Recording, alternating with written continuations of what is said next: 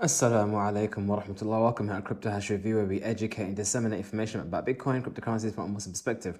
And we're continuing on our discussion about what the fatwa happened in 1971.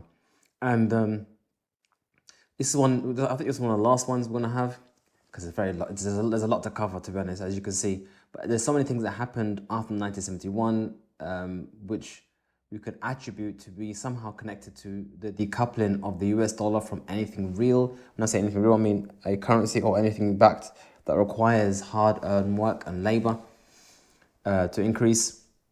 So, for example, here we see, now we're looking at some social statistics, I would say. So United States personal savings rates. So people were saving as people did in the past. If they wanted to do something, they would live within their means and save more and more and more until 1971, whereby now we're now pushing credit.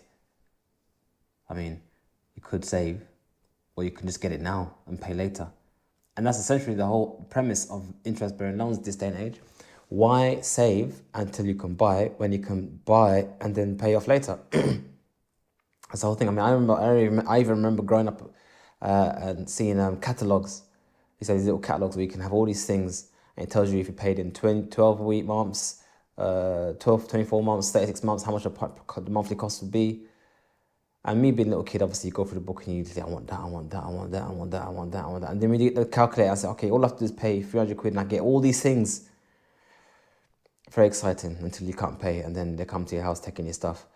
But yeah, so we see a gradual decline of people saving. Why save? And number one issue is why save, and number two, I can't save. It's two things. Remember, they're earning less, so the cost of living is going up, but their wages are not going up to match. So they aren't able to save because they don't have the free cash capital. And also, why save when you could just spend and you can always get a loan? I mean, I want the car. I mean, I could save and take me 5 years, or I just buy it and take the thing now, innit? And then pay them over time. So we see a decline.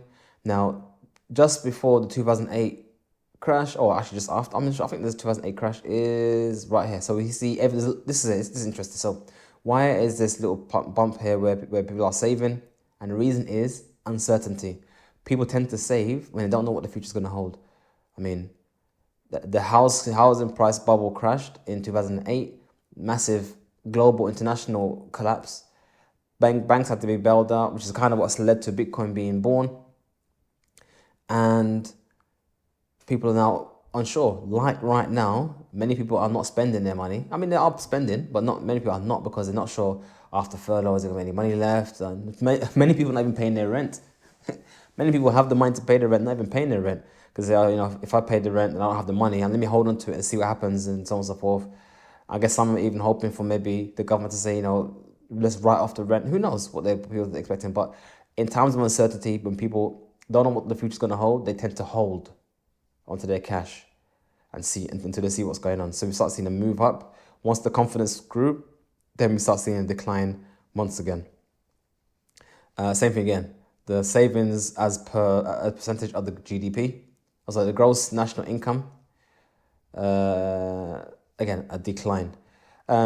This one, interesting one.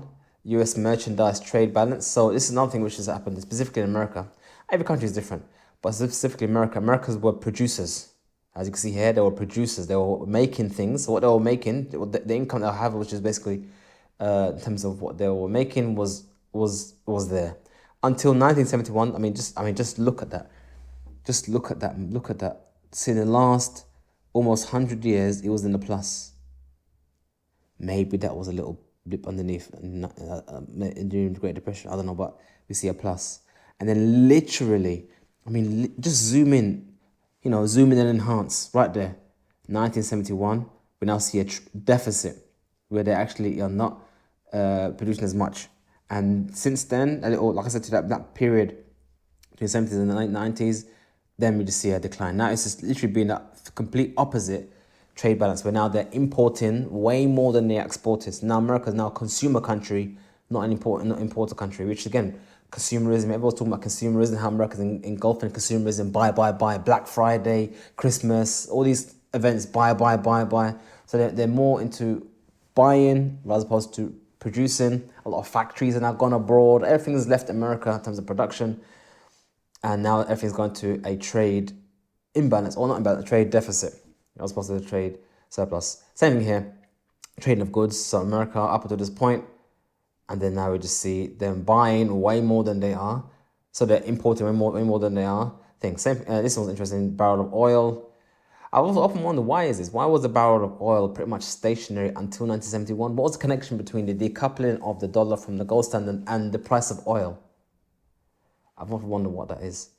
But I guess if the price of oil is going up like this, I guess it was in the best interest for oil producing countries. I know that I think Saudi Arabia, a lot of the biggest booms in terms of building happened during the 70s and 80s during the time of King Khalid and King Fahd. King Fahd has basically built loads of schools all over the place, just building. And why not if you've got lots of money coming in? That's the best way to do up your income if you're a country, is to build infrastructure, like what China has been doing for the last couple of years, spending insane amount of money just building stuff, building trains, building whole cities, even though they're empty, just building a city. There are places in China where a city was just built and no one lived there. Towers, roads, everything is built. Why? Because if something goes wrong economically, then at least you have something people can move into. Anyway, that's just another discussion altogether. Interest rates, don't go to that discussion. So there's an interesting thing where they say that as a civilization grows, its energy consumption also grows. So we see here from the 1820s, we see a gradual growth of energy consumption as we see the civilization grow, infrastructure grow, that kind of stuff. Energy consumption kind of stagnates in the Great Depression era. And then we see an explosion of energy consumption production, making things until 1971. And then we see it kind of decline. Now there has been, the truth be told, there has been a growth right here in energy consumption, which is, I guess, a good sign. But the point here is there is this blip here. And what else explains that other than the events of 1971?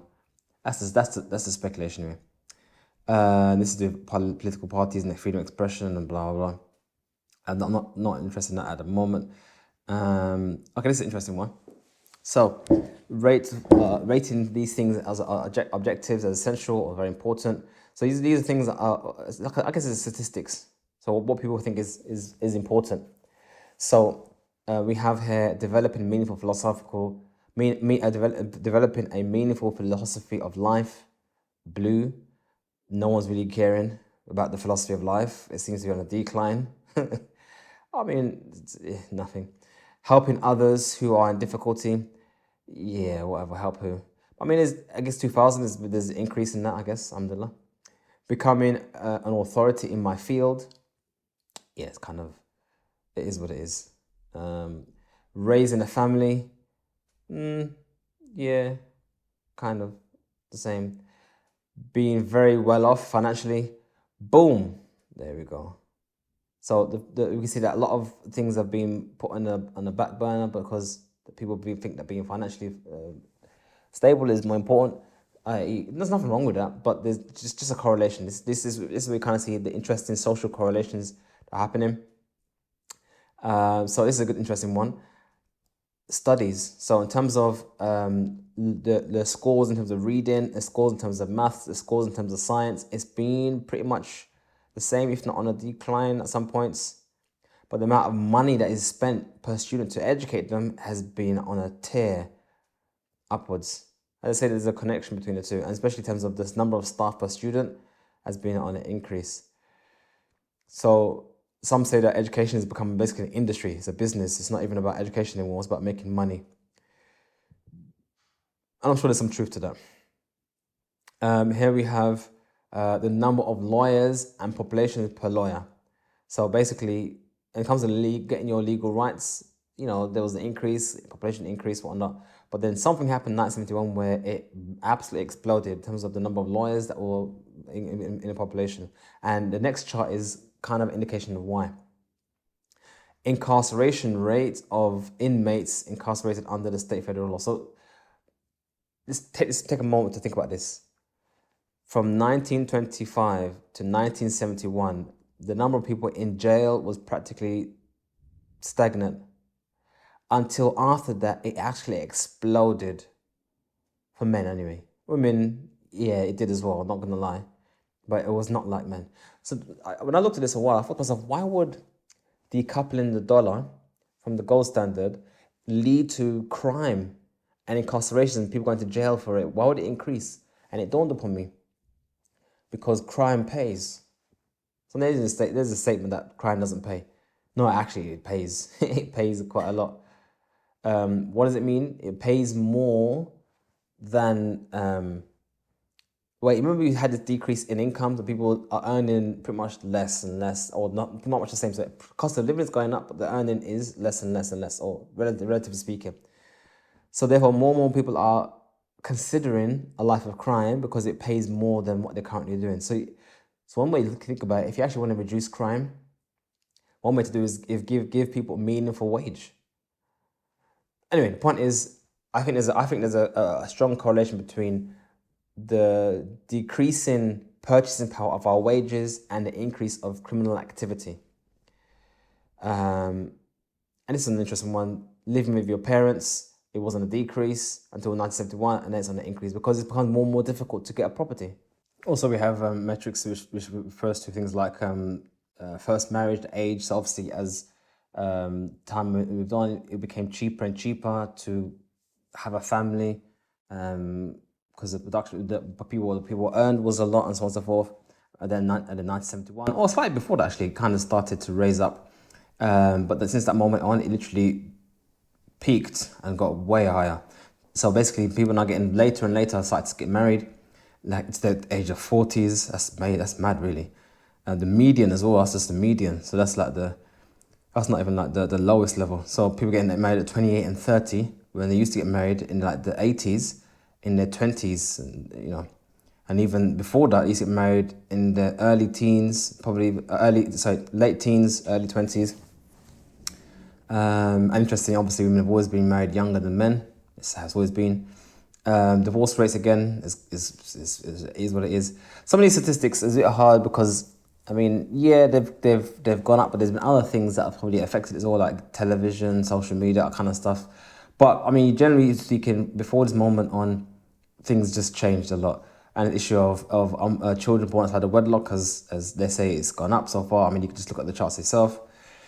Obesity in children, I mean, yeah, I guess so, because obviously there's more things available. If you've gone from a production society based on hard work to now a consumption society where you just print money off and just import and whatnot, then I guess so. And obviously healthcare, they say that healthcare has exploded from less than, I mean, look what it is in the day and look what it is now. Which is not in relation to the population, because the population has grown this much, but the healthcare has increased almost exponentially, and number of physicians and so forth. Anyway, these are some of the statistics that happened around the time of 1971. So we finished our series of what the fatwa happened in 1971. Like this video, subscribe, share with your friends and family, let them know about what happens when you decouple money from any hard work, and you change the dynamics of money, whereby rather than you work and then produce, now you produce and then you work. So moving from that classic system which you've always had from the past to this newer system where basically you just print money and then buy what you need to buy. These are some of the ramifications we've seen connected to that. Check out our website for more information, and may Allah give you plenty Bitcoin. Assalamu alaikum wa rahmatullah.